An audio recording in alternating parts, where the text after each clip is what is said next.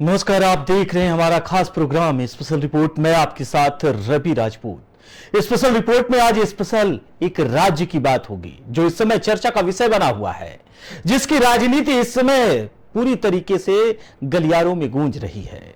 वो राज्य महाराष्ट्र, और वहां की राजनीति इस समय महाराष्ट्र नहीं, उसके और भी राज्यों में बिल्कुल चर्चा का विषय बनी हुई। उसका असर जो धीरे धीरे उत्तर प्रदेश, बिहार, मध्य प्रदेश, छत्तीसगढ़, पंजाब, अन्य प्रदेशों में भी पूरी तरीके से सुर्खियां बन गया है। आज स्पेशल रिपोर्ट में बताएंगे आखिर महाराष्ट्र में सियासी संकट का कारण क्या है और महाराष्ट्र की पूरी राजनीति में आखिर उथल पुथल मचा क्यों है, और मौजूदा समय में आखिर शिवसेना, एनसीपी और कांग्रेस और बीजेपी, ये तीनों पार्टियों में क्या चल रहा है। क्या आने वाले समय में राजनीति समतल हो पाएगी, सही तरीके से चल पाएगी? सभी पार्टियां जो अलग अलग तरीके से गठजोड़ में चल रही हैं, मिली भगत की राजनीति चल रही है, क्या ये सब कुछ शांत हो पाएगा?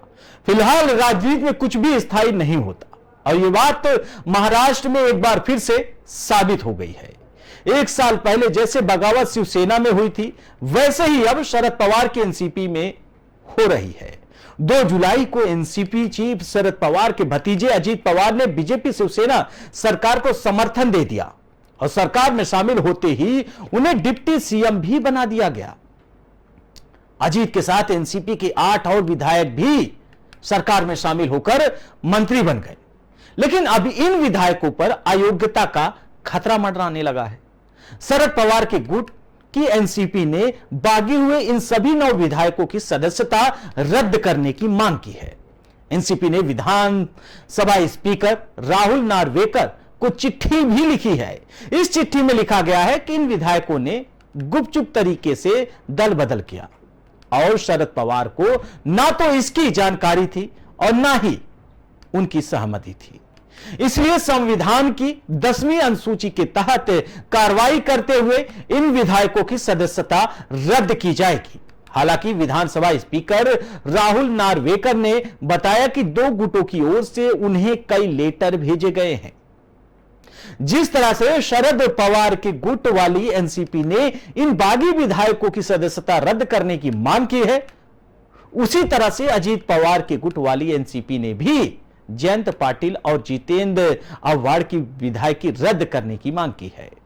यह सदस्यता जाती है दल बदल कानून से। इसे समझना होगा, आखिर जानना होगा कि विधायकों की सदस्यता कैसे जाएगी। आपको बताते हैं, 1985 में राजीव गांधी की सरकार लेकर आई थी इस कानून को। इस कानून में प्रावधान है कि अगर पार्टी नियमों के खिलाफ कोई विधायक या सांसद पाला बदलता है तो उसकी सदस्यता रद्द हो सकती है। यानी कि जब एक विधायक, जीता हुआ विधायक किसी भी पार्टी से अगर वो दल बदलता है, यानी अपनी पार्टी से दूसरी पार्टी में जाता है, तो उस पार्टी के जो शीर्ष यानी कि अध्यक्ष होते हैं, वो विधानसभा स्पीकर से इस चीज की मांग कर सकते हैं कि पूरी तरीके से उसकी सदस्यता रद्द की जाए। इस कानून में प्रावधान है कि अगर कोई विधायक या सांसद अपनी मर्जी से पार्टी छोड़कर दूसरी पार्टी में जाता है तो उसे अयोग्य करार दिया जा सकता है।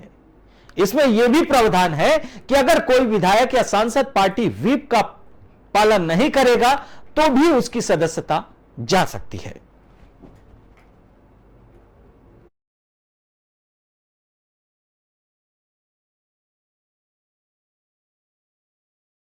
तरीके से इस राजनीतिक गतिविधियों में जो हलचल मची है, इसके पीछे अब यह कारण माना जा रहा है कि अब ये जो विधायक है, जो एनसीपी यानी शरद पवार गुट से अजीत पवार के साथ एनडीए गठबंधन में शामिल हुए, अब इन विधायकों के ऊपर शरद पवार पूरी तरीके से एक्शन लेने की तैयारी में है।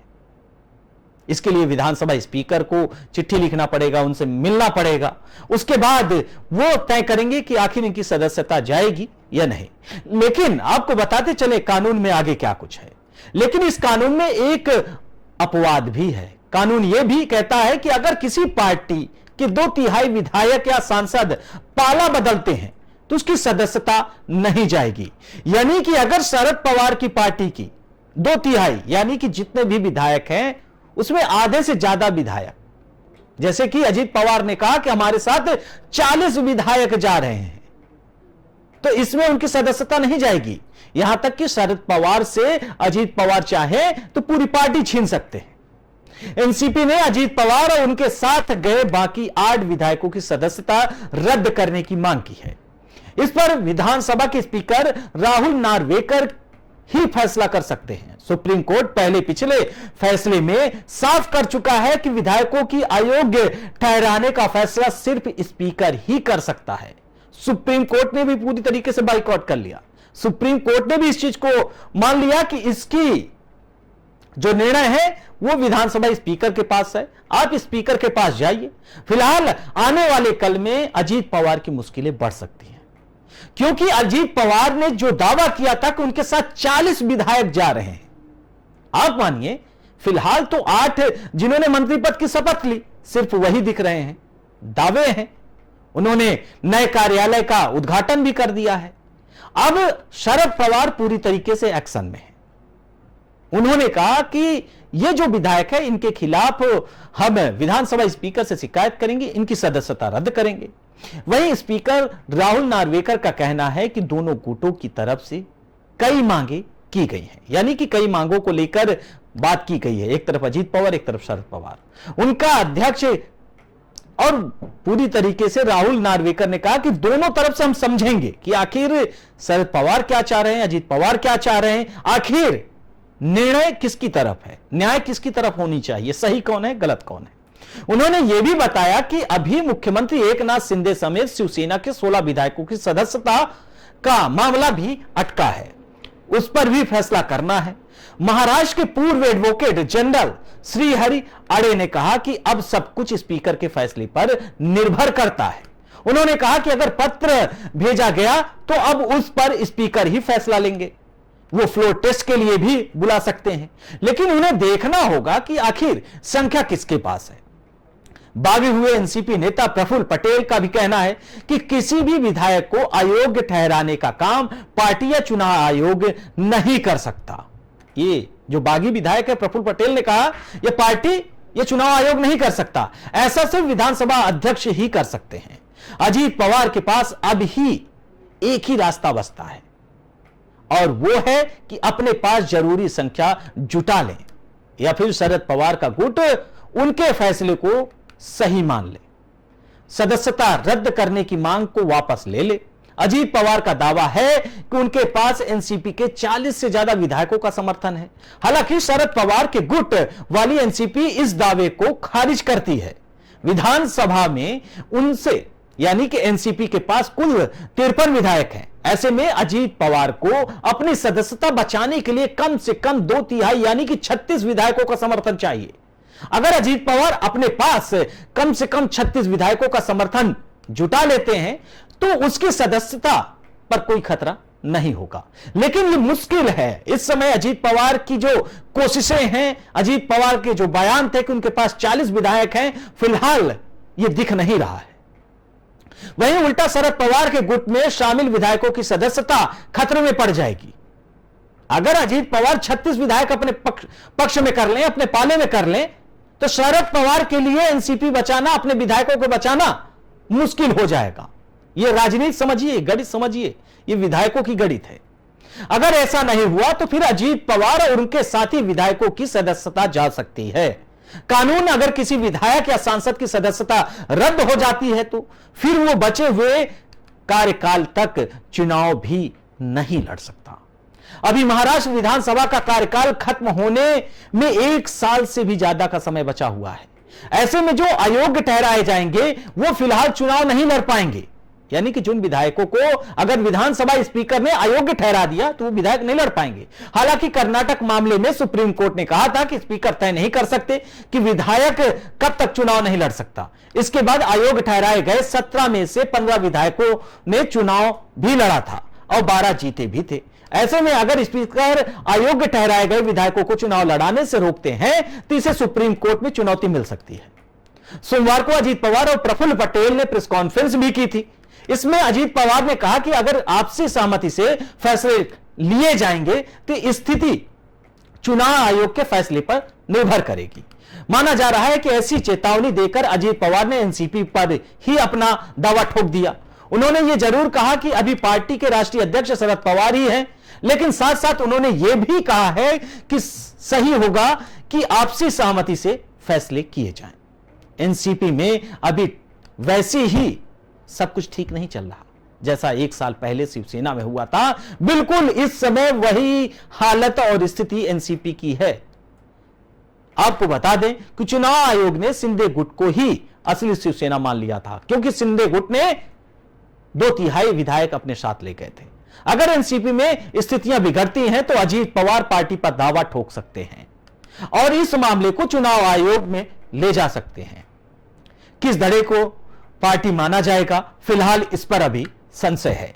लेकिन महाराष्ट्र की राजनीति आप समझिए कि अभी फिलहाल यह राजनीति और भी रुख पकड़ेगी। अभी इसमें और भी कुछ देखने के लिए मिलेगा। जैसा कि अजीत पवार ने कहा कि उनके साथ 40 विधायक और शामिल होंगे, वो विधायक हैं कहां? अगर अजीत पवार के साथ वो 40 विधायक शामिल नहीं होते तो अजीत पवार के लिए मुश्किल हो जाएगी। पक्ष जो है पूरी तरीके से वो शरद पवार के हाथ में होगा और शरद पवार एक ऐसे नेता हैं जिन्हें राजनीति का चाणक्य कहा जाता है। यह माना जाता है कि शरद पवार के पास अनुभव है राजनीति को समझने और परखने के लिए। पूरी तरीके से जो गट्टी है वो शरद पवार के पाले में है। अब आगे शरद पवार क्या करते हैं, फिलहाल ये समय तय करेगा और शरद पवार की पार्टी और उनके जो बड़े नेता जो उनके साथ हैं वो तय करेंगे। अब यह राजनीति पूरी तरीके से देश में चर्चा का विषय बन गई। एक तरफ महाराष्ट्र में सियासी संकट है और दूसरी तरफ भारतीय जनता पार्टी आप देखिए पंजाब से लेकर अन्य राज्यों में अपने अध्यक्ष नियुक्त कर रही है, क्योंकि पता है 2024 का चुनाव है। उलझा दो विपक्ष को, राजनीति कुछ अलग मोड़ पर जा रही। इसीलिए कहते हैं मोदी को समझना मुश्किल ही नहीं नामुमकिन है। मोदी का दिमाग, मोदी का चाल, मोदी की चरित्र और मोदी का कार्य विपक्ष के समझ में कम आता है। फिलहाल यह सब जो लड़ाई देखी जा रही है 2024 को लेकर है। 2024 कब कौन कहां चला जाए कुछ पता नहीं। उसके पहले विपक्ष एकजुट होने के लिए एक दूसरे के पास फोन करते हैं, इकट्ठा होने की बात करते हैं, लेकिन जो स्थितियां हैं वो सामने दिखती हैं। फिलहाल अब यह समय तय करेगा कि महाराष्ट्र की राजनीति में क्या होगा, किसके हाथ में एनसीपी होगी, किसके हाथ में शिवसेना होगी। फिलहाल अब धीरे धीरे खबरें यह भी आ रही कि कांग्रेस में भी 2 खंड हो सकेगा। एक तरफ देखिए महाविकास आघाड़ी जिसमें 3 पार्टियां थी, एनसीपी, शिवसेना, कांग्रेस। अब कांग्रेस पूरी तरीके से मुख्य विपक्षी दल की भूमिका निभाने की तैयारी में है। कांग्रेस अपना पलड़ा ठीक कर रही है, अपनी गुट्टी सीधी कर रही है कि अब तो हम विपक्ष के पार्टी बन गए, हमारे पास जितने विधायक हैं अब तो एनसीपी के विधायक इधर टूट के चले गए, अब तो हम विपक्ष की पार्टी बन गए, अपना ठीक है, प्रदेश में हालचाल ठीक है और चलेगी। 2024 के पहले कोशिश किया जाएगा कि महाराष्ट्र की कुछ लोकसभा की सीटें हम केंद्र की झोली में डाल दें, कांग्रेस की झोली में डाल दें। फिलहाल समझने और सोचने वाली बात है। नेता किसी के नहीं होते, कब ये कहां चले जाएं, किससे क्या कह दें। राजनीति की जो रोटी होती है वो हर मौसम में गर्म होती है। जरूरी नहीं कि गर्मी का मौसम हो, सर्द में भी, अब यानी कि जनवरी फेब के महीने में भी पूरी तरीके से गर्म होती है। और जो भी देखता है, हर इंसान अपने समय के हिसाब से बदलना जानता है। तो फिलहाल आज स्पेशल रिपोर्ट में हम महाराष्ट्र को लेकर आपसे चर्चा किए। आपको समझ में आ गया होगा कि आखिर महाराष्ट्र की राजनीति किन धड़ों में आगे बढ़ रही है, आगे क्या कुछ होगा, उसकी हर पल की अपडेट हम आपके साथ साझा करेंगे। फिलहाल स्पेशल रिपोर्ट में हमारे साथ इतना ही। बाकी देश दुनिया की तमाम बड़ी खबरों से जुड़ने के लिए देखते रहिए पी न्यूज। नमस्कार।